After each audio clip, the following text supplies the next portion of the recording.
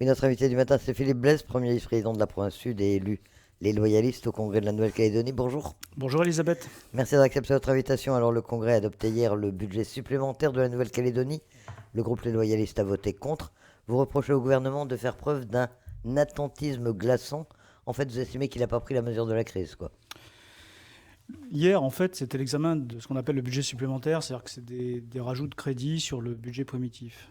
Enfin, c'était un peu surréaliste, c'est-à-dire qu'on a eu l'impression d'avoir un gouvernement qui expédie des affaires courantes. Vous savez, on rajoute un crédit par-ci, un crédit par-là. Et puis, un FLNKS qui dit, vous savez, nous, on va pas, on est prudent. Enfin, on a l'impression d'être face à des gens qui sont complètement anesthésiés, en décalage par rapport à la réalité.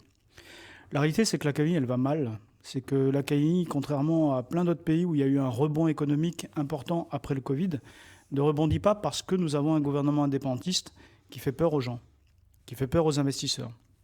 Aujourd'hui, il y a des gens qui arrêtent d'investir, qui partent. Il y a une fuite des compétences, une fuite des cerveaux qui se ressent dans le monde de l'entreprise. Et on attend de la part de gens qui sont aux manettes du gouvernement une action déterminée, une action énergique pour relancer l'économie. Parce que ça fait des années qu'à cause de l'incertitude politique, à cause du Covid, mais surtout à cause de l'incertitude politique, il n'y a plus de création d'emplois. Alors, vous avez fait, enfin, votre groupe a fait un certain nombre de propositions tout au long de ce débat sur le budget supplémentaire. Aucune n'a été entendue. Qu'est-ce qu'il faudrait faire sur vous? Quels sont les domaines dans lesquels vous pensez que des décisions fortes auraient pu être prises, notamment dans le domaine de l'agriculture, hein? Je reviens sur le contexte général. On a pu sauver les finances publiques de la Calédonie 2 années de suite grâce aux aides de l'État. On a eu un premier prêt de 28 milliards, un deuxième là de 21 milliards. Cet argent, à quoi sert-il? Cet argent, il a servi à payer la facture du déficit du REAM. Les 21 milliards de cette année, ils servent à payer 10 milliards de déficit du REAM. Et ils servent à remettre 4 milliards dans le budget d'investissement pour qu'il redevienne à peu près normal. Mais en fait, il n'y a aucun plan de relance. C'est-à-dire que ce gouvernement, il est anesthésié. Ce gouvernement, il est désemparé, il est dépassé par les événements. Moi, j'ai beaucoup d'estime pour Yannick Slamette, qui est, je pense, un honnête homme, qui est quelqu'un qui est très sérieux, Qui en charge les budgets, qui s'occupe du budget, mais de façon générale, son équipe, l'équipe dans laquelle il travaille, n'a aucune vision à part créer des taxes nouvelles. Et donc, ce sont des gens qui ne sont pas capables aujourd'hui de permettre aux Calédoniens ce rebond de l'économie qui va nous permettre de donner du travail aux jeunes et qui doit nous permettre de relancer nos recettes fiscales. Parce que ce qui se passe, c'est que l'année prochaine, comment on va faire? L'année prochaine, on va se retrouver à nouveau face à des difficultés parce qu'on n'a pas fait ce plan de relance de l'économie, alors que les indépendantistes, je le rappelle, ont fait tomber le gouvernement précédent en début 2021. Donc en fait, ils n'ont pas de vision. Et c'est ça qu'on dénonce depuis plusieurs séances, c'est qu'il n'y a pas de projet, il n'y a pas de vision pour l'économie, il n'y a pas de vision pour permettre aux Calédoniens d'avoir du travail et de sauver nos régimes sociaux et nos dépenses publiques. Mais justement, cette situation financière difficile où est la Nouvelle-Calédonie, et on sait que ça fait un certain temps, est-ce qu'il y a la possibilité d'avoir ce plan de relance? Est-ce que la Calédonie a les moyens de relancer son économie aujourd'hui?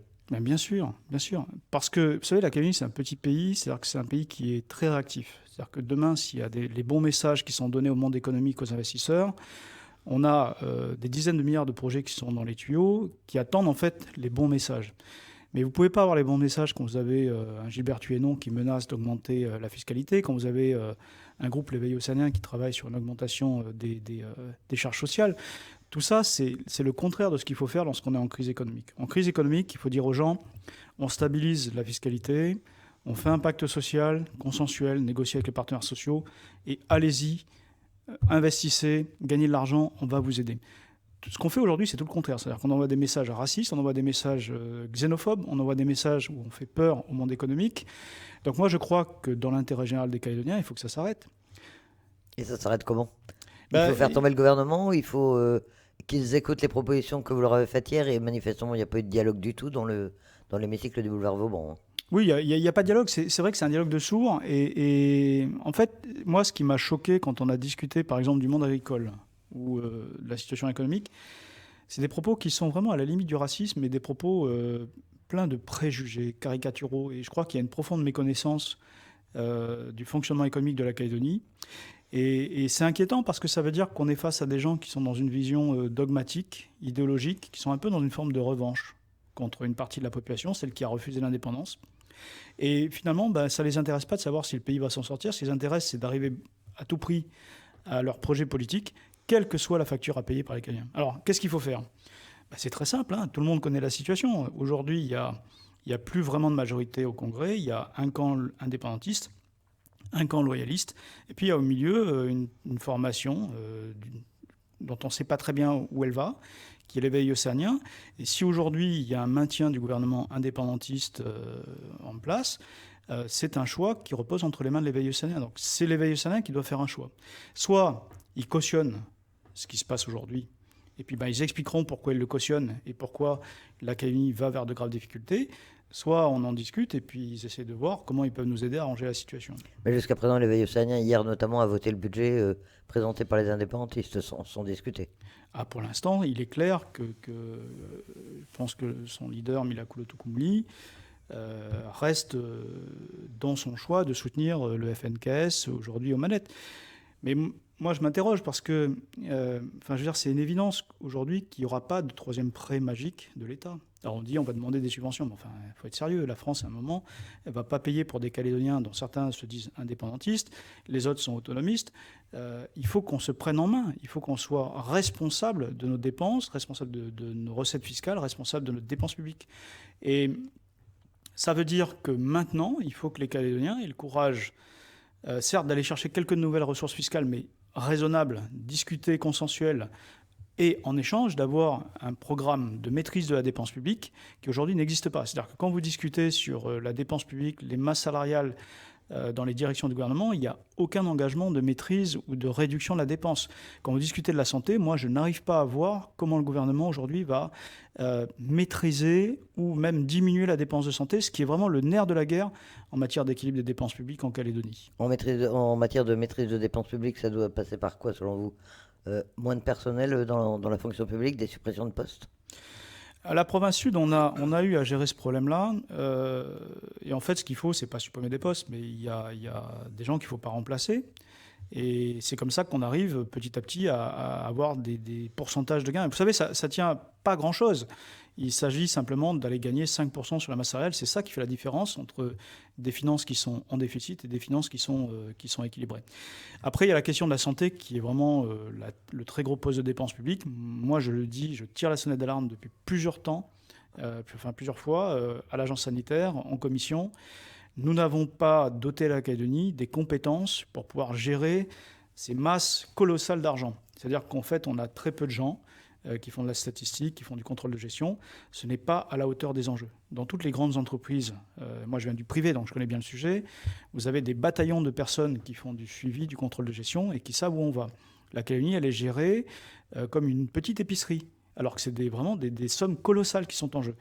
Donc c'est pour ça que nous ne pouvons pas nous permettre d'avoir une fuite des compétences. Et donc j'ai proposé à Yannick Slamet qu'au sein de la DAS, Direction des Affaires sociales, on embauche au minimum une demi-douzaine de contrôleurs de gestion, qu'on mette en place une inspection, des gens qui vont aller regarder ce qui se passe, pourquoi on dépense autant d'argent à l'hôpital, pourquoi on dépense autant d'argent à la CAFAT, et qui vont nous proposer des pistes d'économie, parce qu'il n'y a que à ces conditions-là, c'est-à-dire un engagement d'économie de plusieurs milliards sur les dépenses de santé, ou au minimum de maîtrise de la dépense, que la population consentira à un effort fiscal supplémentaire. Face à ces difficultés financières importantes, à l'absence de personnel, dites-vous, ou de compétences, est-ce que finalement les indépendantistes n'ont pas raison de dire on est prudent dans notre gestion parce qu'on ne sait pas de quoi demain sera fait ?